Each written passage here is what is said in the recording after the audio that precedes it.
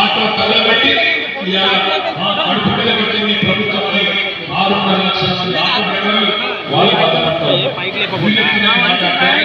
గ్రామాలలో రైతులు సంతోషమే లేదు, పట్టణాల్లో ప్రజలు సంతోషమే లేదు. అయినప్పటికీ ప్రజల తీర్పు ఇచ్చేందుకు ఈ ప్రభుత్వం ఇలా ఉన్నది, వాళ్ళ మీద బాధ్యత ఉన్నది. వాళ్ళు ఇచ్చిన 420 హామీలు ఏవైతున్నాయో వాటిని అమలు చేసి చూపెట్టాల్సిన బాధ్యత ఈ ప్రభుత్వం మీద, కాంగ్రెస్ ప్రభుత్వం మీద ఉన్నది. అమలు చేయకపోతే ఇప్పుడే నేను మీ అందరికీ విజ్ఞప్తి చేసినట్టు 100 రోజులు ఓపికగా గుర్తు చేద్దాం. మీరు చెప్పినట్టు డిసెంబర్ 9 నాడు రుణమాఫీ అన్నారు, చేయలేదు. మహాలక్ష్మి అన్నారు, నెలకు 2,500 రూపాయలు అన్నారు, ఇంతవరకు చాలు రాలేదు. 1,57,00,000 మంది ఆడపిల్లలు వెయిట్ చేస్తూ ఉన్నారు. ఈ రాష్ట్రంలో 18 ఏళ్ళు నిండిన ఆడపిల్లలు 1,57,00,000 మంది ఉన్నారు. వాళ్ళందరూ ఎదురు చూస్తున్నారు. ఇంటింటికి గ్యారంటీ పత్రాలు చెప్పి, గ్యారంటీ కార్డులు అని చెప్పి సంతకాలు పెట్టి ముఖ్యమంత్రి గారు, ఉప ముఖ్యమంత్రి గారు ఇంటింటికి కార్డులు ఇచ్చారు. ఆ కార్డులు ఇంకా ఆడపిల్లల దగ్గర భద్రంగా ఉన్నాయి.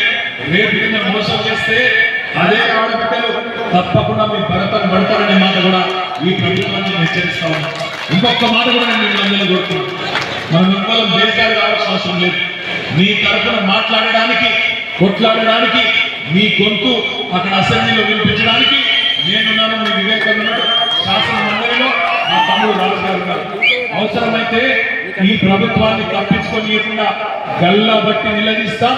తప్పకుండా బరాబర్ మీకు ఇచ్చిన ప్రతి హామీని నిలబెట్టుకునే విధంగా పనిచేస్తాం. మన ప్రతి ఎన్నికల్లో మనమే విజయభేరి ముగించే విధంగా, తద్వారా ఈ ప్రభుత్వం మీద ఒత్తిడి పెంచే విధంగా ముందుకు పోదాం. మీ అభిమానానికి, మీ ఆదరణకు వివేక్ గారు ఎట్లయితే నోచుకొని 85,000 ఓట్లతో గెలిచిందో, రేపు కుబ్బుల్లాపురంలో మళ్ళీ పార్లమెంట్ అభ్యర్థికి కూడా అంతే స్థాయిలో మెజారిటీ ఇవ్వాలని మళ్ళొక్కసారి అందరినీ వేడుకుంటూ, మా లక్ష్మమ్మ చెప్పింది, మా సార్ మళ్ళా రావాలి, మా కేసీఆర్ మళ్ళా రావాలి, జన్మ తీసుకురాను. విడాకులకు ఛాన్స్ లేదు, లక్ష్మమ్మ మళ్ళీ కోసిషన్ చేస్తే కానీ విడాకులకు స్కోప్ లేదు, కొంతకాలం ఎదురు చూడాలని చెప్పి కోరుతూ జై తెలంగాణ.